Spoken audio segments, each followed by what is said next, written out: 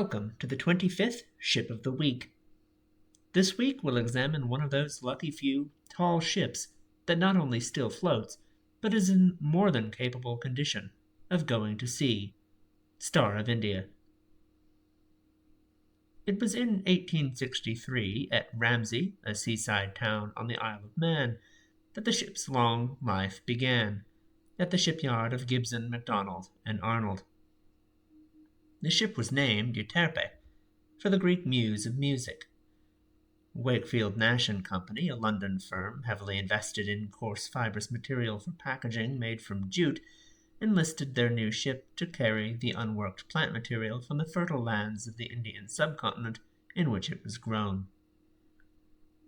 The ship had a rough go of it in her initial role, and before she even cleared British territorial waters on her maiden voyage, bound for Calcutta, she suffered a collision severe enough to heavily damage her rigging.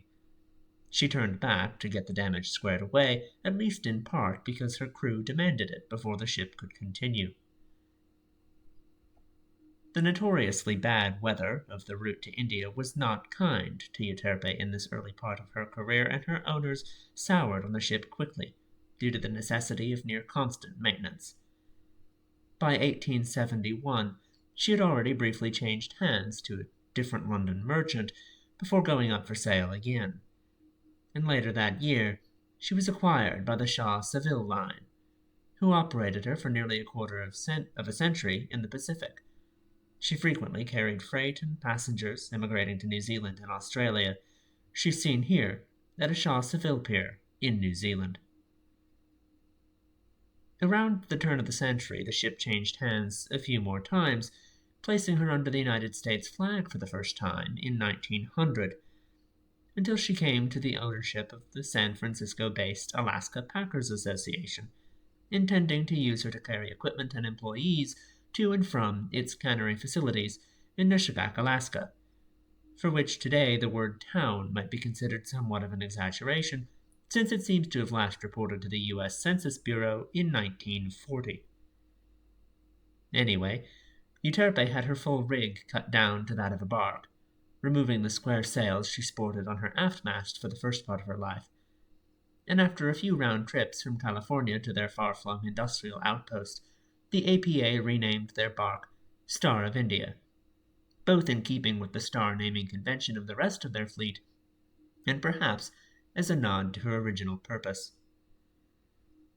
Star of India made 22 round-trip voyages for the Packers Association before the delicate turn of the century balance between the fuel economy and speed on the Alaskan route finally tipped in favor of steam, and she and the rest of her fleet mates were laid up throughout the early 1920s. Star of India was purchased by the Zoological Society of San Diego in 1926, which intended to use her as part of a new museum, but the economic and geopolitical turmoil of the mid-20th century ensured that such a plan would not come to fruition for decades. Alan Villiers, an Australian sea captain and the author of countless books, helped kickstart a restoration initiative following a visit to the dilapidated ship in 1957, an effort which turned out to be a lengthy and expensive process that wasn't completed for almost 20 further years.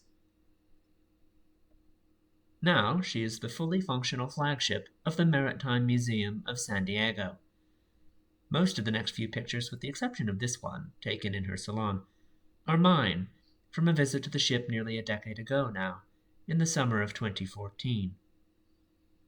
Star of India occasionally goes to sea for short sails, the most recent of which was in November of 2023.